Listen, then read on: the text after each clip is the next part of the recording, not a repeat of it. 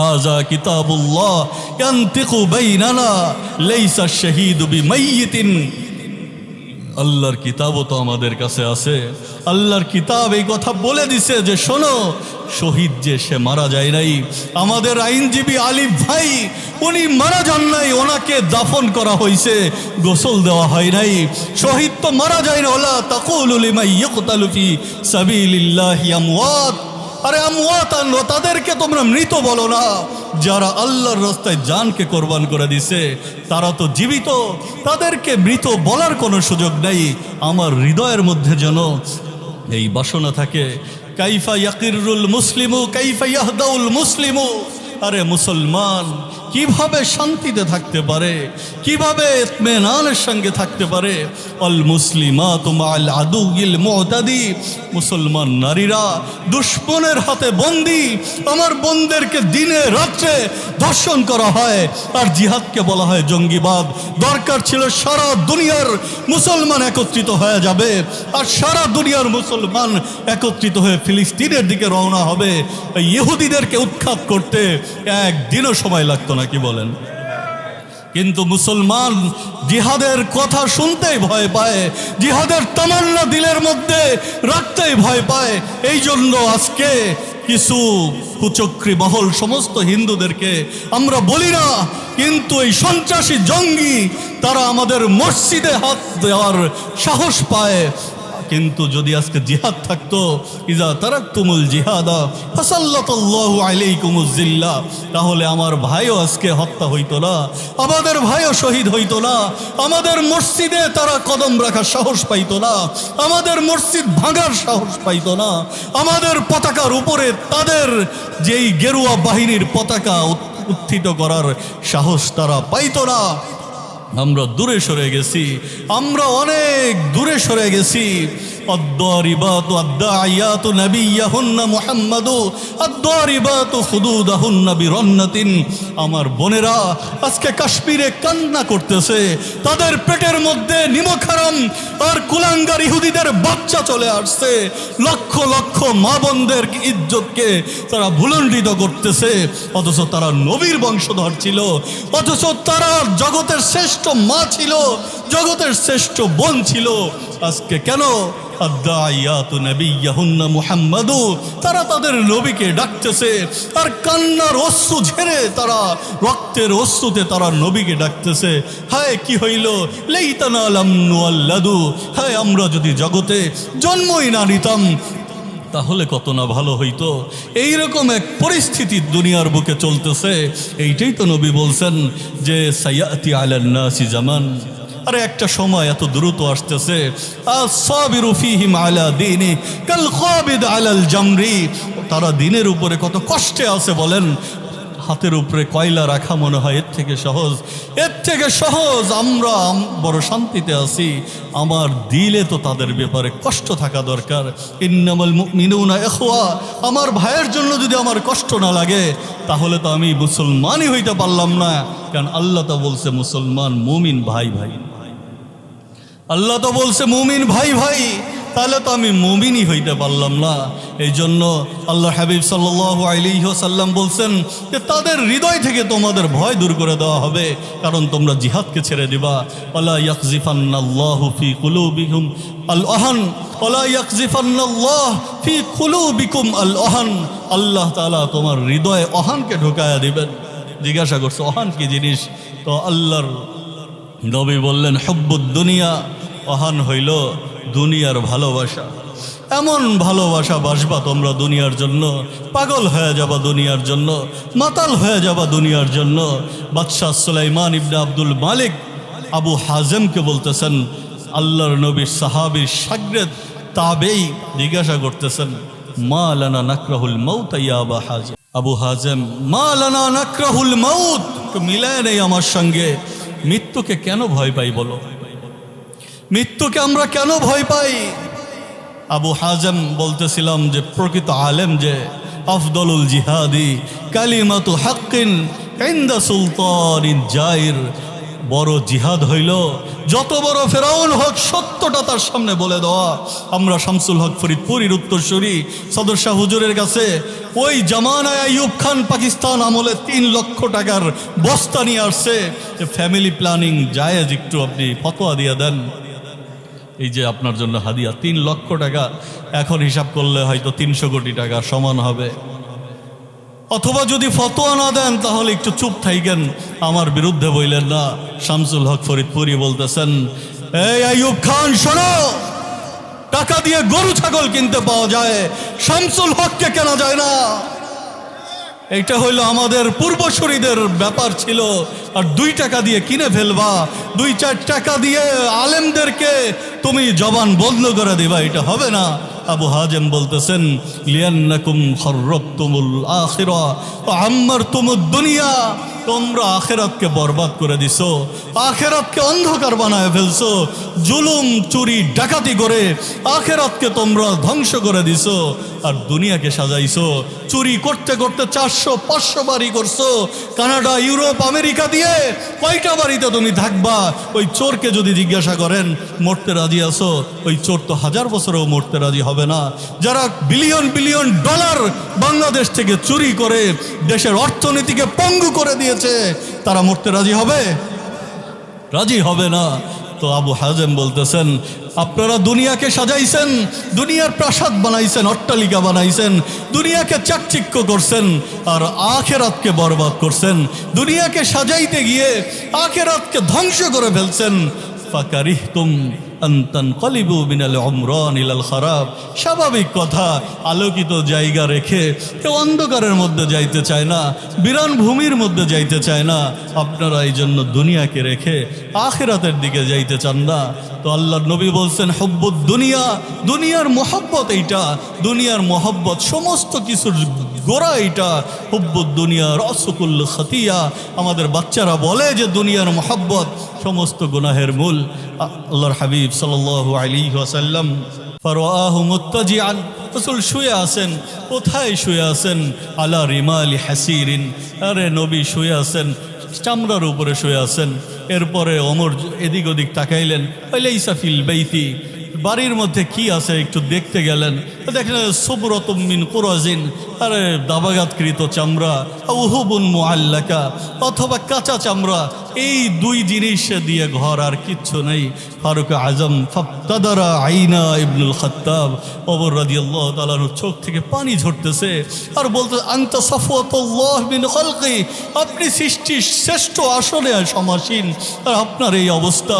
ইন্না কিসরা কাইসার ফিমা হুম ফিহি, তারা কিসরা কাইসার আর দুনিয়ার রাজা বাদশারা, তারা বিলাসিতার সাগরে আছে, আর আপনি সাইয়্যিদুল আম্বিয়া, আপনি দোজাহানের সরদার। আল্লাহর নবী ওমরে ফারুকের ভুল ভাঙায়া দিলেন, আর বললেন, আওয়াফি শাক্কিন আনতা ইয়া ইবনুল খাত্তাব, ওমর তোমাকে বুদ্ধিমান জানতাম, তুমি কি এখনো ধোকার মধ্যে আছো? তুমি কি এখনো সন্দেহের মধ্যে আছো? উলাইকা কওমুন উজ্জিলাত লাহুম তাইয়্যিবাতুহুম ফি হায়াতিহিমুদ দুনিয়া, আরে তাদের তো দুনিয়াকে দেওয়া হয়েছে, বার্কিংহাম প্যালেস তাদের দেওয়া হয়েছে, $5 বিলিয়ন দাম, অ্যান্টালিয়া তারা বানাইছে, 20,000 কোটি রুপি দাম। এরকম সারা দুনিয়ার সব তারা রাজত্ব তারা করতেছে। লালকেল্লা এখনো তাদের, হোয়াইট হাউস এখনো তাদের, ইউরোপ আমেরিকা তাদের, সারা জগৎ তাদের, কোনো সমস্যা নাই। এটা তো দুনিয়ার জীবন তাদেরকে দেওয়া হয়েছে। আলান তারদা ইয়া ইবনুল খাত্তাব, ওমর তুমি কি এই বিষয়ের উপরে রাজি না? লানাল আখিরা লাহুমুদ দুনিয়া, আপনারা কি রাজি কিনা বলেন যে আল্লাহ আমাদের জন্য আখিরাত রাখছেন আর তাদের জন্য দুনিয়া রাখছেন? রাজি আছেন আপনারা? কিন্তু ওইরকম দুনিয়ার মোহাব্বত, আল্লাহ নবী বলছেন, যদি দুনিয়ার মোহাব্বত ঢুকে যায় তাহলে আমার উম্মত এই তাদেরকে প্লেট বাড়ায় খায় ফেলবে সারা দুনিয়ার। তো দুনিয়ার মোহাব্বত ঢুকছে, বা কারাহিয়াতুল মাউত, আর মৃত্যুর ভয়ও ঢুকে গেছে। ফারুক আজম ওমর ইবনুল খাত্তাব রাদিয়াল্লাহু তাআলা আনহু একটা জামাতকে পাঠাইলেন। ওমর ইবনুল খাত্তাব রাদিয়াল্লাহু তাআলা আনহু জামাতকে পাঠাইছেন। বসার একটু, লাস্ট কথায় চলে আসছি আমরা।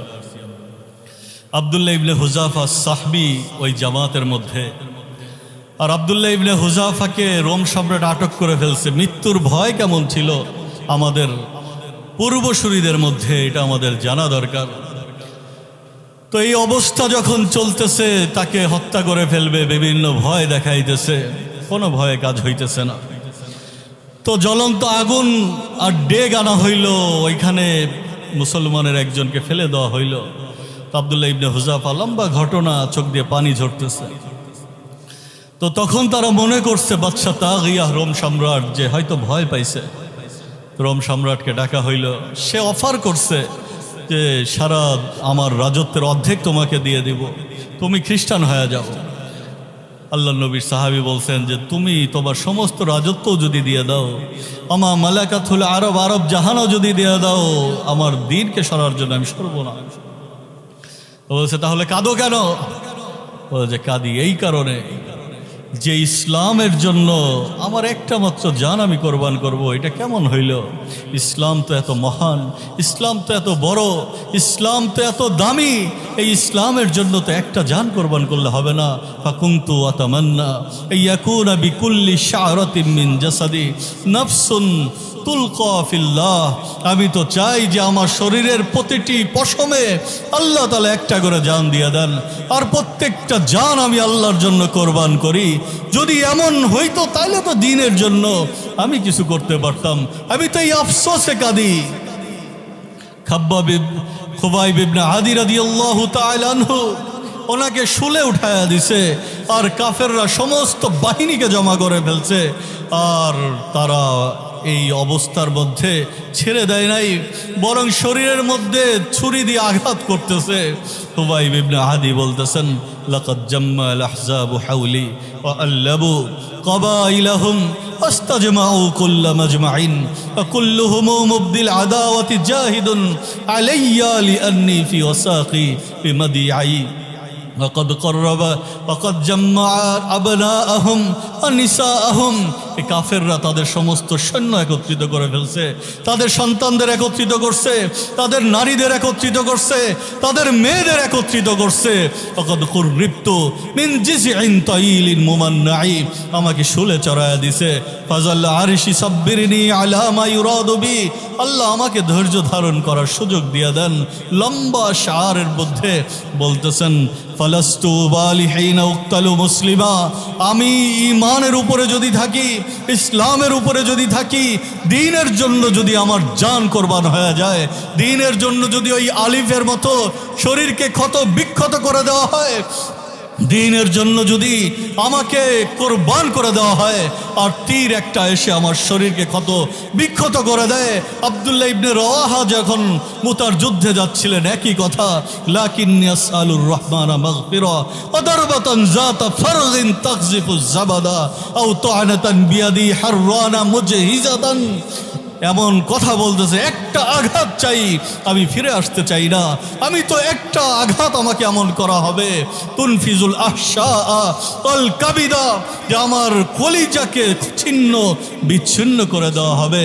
হাত্তা ইজা মাররু ইউকালু ইজা মাররু আলা জাদাসি কদ আরশাদাল্লাহু বিন গাজিন ওয়া রাশাদা। আল্লাহর রাস্তার মুজাহিদরা কখনো কখনো আল্লাহর রাস্তার মুজাহিদ হেরে যায় না, তারা সবসময় বিজয়ী হয়। এক একজন সাহাবীর, এক একজন পূর্বসূরীদের তাদের জজবা এটা ছিল। আমাদের যুবকদের জজবা কি? আল্লাহ নবীর কথার বাস্তবায়ন হইল, মৃত্যুর ভয় যখন ঢুকবে তখন তোমরা খড়কুঠা হয়ে যাবা, তখন কচুরির পানা হয়ে যাবা। আর যখন খড়কুঠা তখন হবা না, হিমালয়ের মতো মজবুত হবা যখন, ইমানের উপরে মৃত্যুর ভয় যখন থাকবে না। ফালাস্তু উবালি হিনা উক্তালু মুসলিমা। খুবাইব ইবনে আদি বলতেছেন, আমি কোনো পরোয়া করি না যদি মুসলমান হিসেবে জানকে কোরবান করে দেই। আলা আইয়ি শিক্কিন কানা ফিল্লাহি মাসরাই, যেখানেই আমার দাফন হয়ে যাক না কেন, কোনো পরোয়া আমি করি না। ফালাস্তু বিমুবদিন লিল আদুয়ি তাখাশশুআন আলা জাযআ, আমি দুশমনকে পরোয়া করি না, তাদের রক্তচক্ষুকে ভয় করি না, দিল্লিকে ভয় করি না, হোয়াইট হাউসকে ভয় করি না, সারা জগতের কোন কাফের মুশরিককে আমরা ভয় করি না। কি বলেন, রাজি আছেন? মুসলমান কাউকে ভয় করে না। ইন্নী ইলাল্লাহি মারজিই, আমি তো আল্লাহর দিকে যাব। আমরা তো হারাম ইবনে মিলহানের মতো বলতে চাই, যখন তীর গলার ভেতরে ঢুকে গেছে, হুস্তু ও রব্বিল কাবা, কাবার রবের শপথ করে বলতেছি আমি কামিয়াব হয়ে গেছি। শাইখুল ইসলাম ইবনে তাইমিয়ার কথা বলে আমার আলোচনা শেষ করছি। উনি এই কথা সারা জগতের আলেমদেরকে স্মরণ করায় দিচ্ছেন, সারা দুনিয়ার মুমিনদেরকে স্মরণ করায় দিচ্ছেন। আরে ভয় কেন পাও, কেন ভয় পাও?